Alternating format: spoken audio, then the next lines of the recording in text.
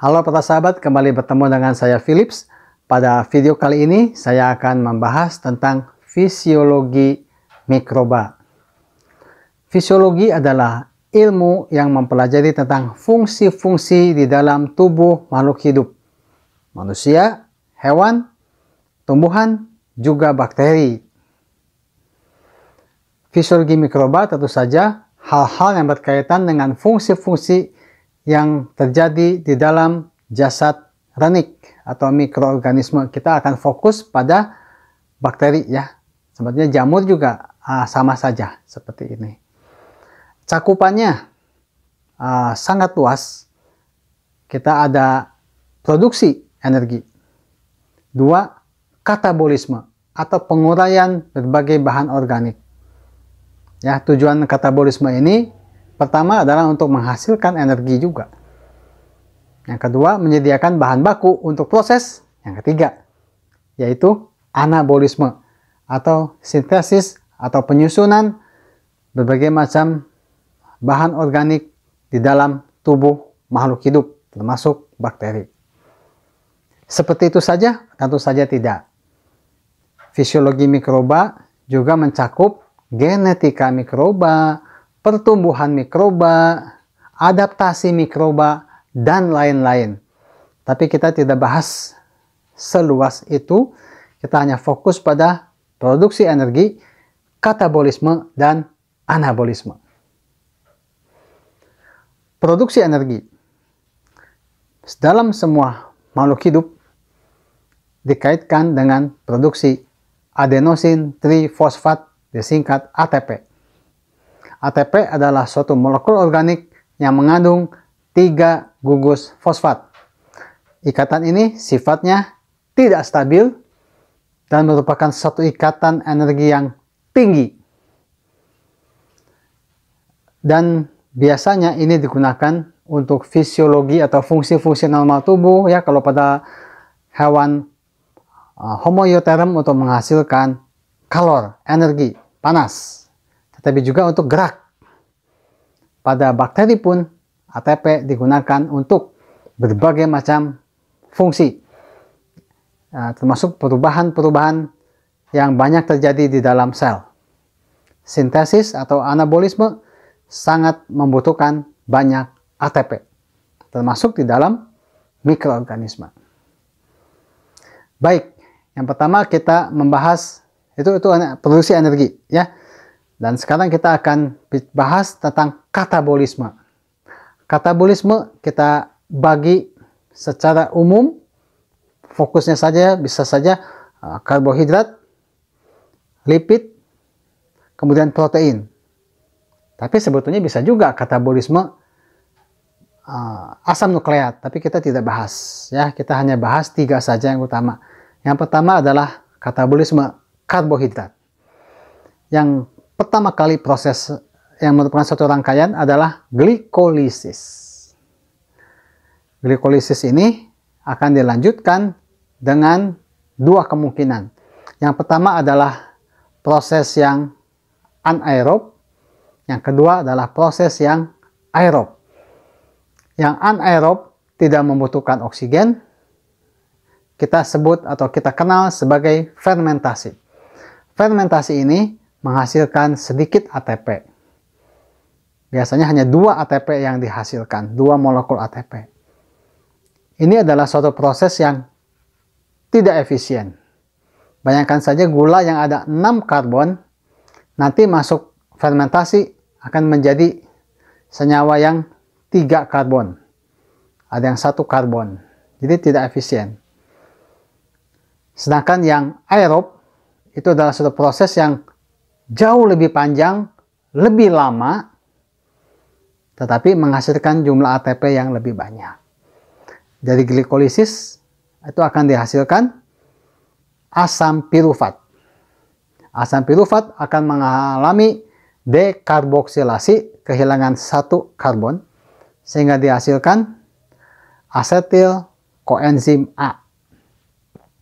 Asetil koenzim A ini akan masuk ke dalam suatu siklus yang dinamakan disebut siklus Krebs karena ditemukan oleh Tuan Krebs.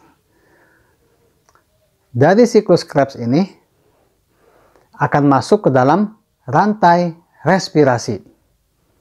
Ya, serah terima elektron itu namanya proses yang respirasi. Ini menghasilkan totalnya ya 38 molekul ATP. Artinya ini sudah dipotong oleh penggunaan ATP di proses-proses glikolisis dan sebagainya. Jadi efisien sekali, nanti dihasilkan CO2 ya. Kemudian katabolisme juga dilanjutkan dengan katabolisme lipid. Nah, saya tidak menyebut ini adalah katabolisme lemak ya. Karena lemak itu hanya salah satu contoh dari lipid. Ya, kita ambil saja contohnya adalah lemak ya. Lemak itu kan suatu polimer yang monomernya adalah asam lemak dan gliserol.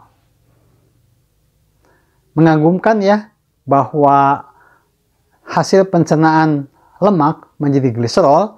Gliserolnya itu akan masuk ke dalam glikolisis dan akan melanjutkan proses-proses selanjutnya seperti yang tadi sudah diuraikan. Kemudian asam lemaknya dikemanakan? Nah, asam lemaknya akan langsung masuk ke dalam siklus Krebs dan selanjutnya seperti yang tadi sudah diuraikan. Selanjutnya adalah katabolisme protein. Ya, di dalam sistem pencernaan kita, maka protein ini akan dipecah menjadi sejumlah asam amino. Nah, asam amino ini akan masuk ke dalam berbagai rangkaian biokimia, ya, proses-proses. Ya. Asam amino ini bisa berubah menjadi asam pirufat. Seperti tadi ya, hasil dari glikolisis itu adalah asam pirufat. Ya, bisa sampai ke situ. Dari asam amino langsung berubah menjadi asam pirufat. Tetapi asam amino juga ada yang diubah menjadi asetil koenzim A. Asam amino ada juga yang langsung masuk ke dalam siklus Krebs. Dari sini kita lihat bahwa baik katabolisme karbohidrat, lipid, maupun protein, ujung-ujungnya masuk ke dalam rangkaian proses glikolisis dan siklus Krebs. Baik itu karbohidrat, lipid, maupun protein. Dan perlu diketahui juga bahwa proses ini sama saja baik pada manusia, hewan, tumbuhan, bahkan pada bakteri, jamur, terus sama ya. Jadi kalau kita belajar satu, kita misalnya fisiologi pada manusia, loh kok pada tumbuhan seperti ini juga. Belajar fisiologi mikroba, loh kok sama yang dipelajari ini juga. Itu katabolisme. Ya, tujuannya tadi saya sudah katakan, pertama untuk menghasilkan energi. Yang kedua, menyediakan bahan baku untuk proses anabolisme, yaitu sintesis bahan-bahan yang dibutuhkan oleh organisme yang bersangkutan. Contohnya ya, di luar bakteri nih, kita minum susu sapi, kan itu ada proteinnya. Makan daging ayam, itu ada protein ayam. Apakah di tubuh kita nanti dicerna, diuraikan, di katabolisme, lalu di anabolisme, maka akan menghasilkan juga protein ayam di tubuh kita? Tentu saja tidak. Ya, di anabolisme akan menghasilkan protein manusia kalau pada manusia. Ya, pada bakteri juga seperti itu. Selanjutnya kita akan masuk ke dalam proses anabolisme. Ya, anabolisme, huruf A, ana tuh kayak menara Eiffel ya. Jadi harus dibangun. Ya, anabolisme itu membangun, sintesis. Yang pertama adalah anabolisme karbohidrat. Tadi diuraikan karbohidrat. Jadi karbohidrat yang rantai panjang, mulai dari mulut kalau pada manusia, kalau pada bakteri mungkin karbohidrat itu ada di lingkungannya. Dikeluarkan enzim, dicerna, lalu diserap ke dalam sel bakteri. Kalau kita di saluran pencernaan, ya, dari mulut sampai ke dalam tubuh kita. Yang pertama, anabolisme karbohidrat. Berbagai produk dari glikolisis itu bisa anabolisme menghasilkan satu glikogen. Tapi glikogennya beda jadi glikogen pada manusia ya, di otot dan di hati beda. Ini namanya glikogen bakteri. Selanjutnya dari karbohidrat ini juga bisa dihasilkan peptidoglikan. Nah ya, kita belajar dalam struktur bakteri baik gram positif maupun gram negatif itu ada peptidoglikannya. Nah, itu berasal dari bahan bakunya adalah dari karbohidrat ya, dari gula. Yang ada di dalam apa? Siklus Krebs. Dari glikolisis. Sorry, bukan siklus Krebs ya. Selanjutnya, anabolisme asam amino. Bagaimana asam amino bisa terbentuk? Ya, produk-produk dari siklus Krebs juga beberapa jalur lain itu akan menghasilkan asam amino tertentu. Selanjutnya tentu saja nanti ada proses untuk menghasilkan protein ya. Dalam proses apa? Translasi, yaitu proses genetik tuh. Ya, itu kita tidak bahas sampai ke sana. Nanti panjang ceritanya. Selanjutnya proses sintesis asam amino yang tadi melalui siklus produk-produk dari siklus Krebs ya, dan jalur-jalur lain.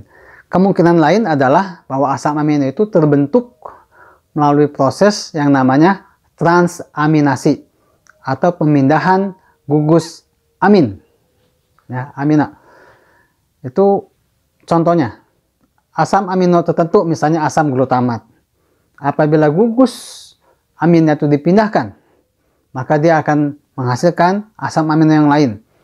Misalnya saja asam aspartat. Asam glutamat berubah menjadi menghasilkan asam aspartat. Itu juga suatu proses untuk mensintesis asam amino ya, tapi one for one ya. Terakhir, saya akan bahas tentang anabolisme lipid ya, dalam hal ini lemak ya.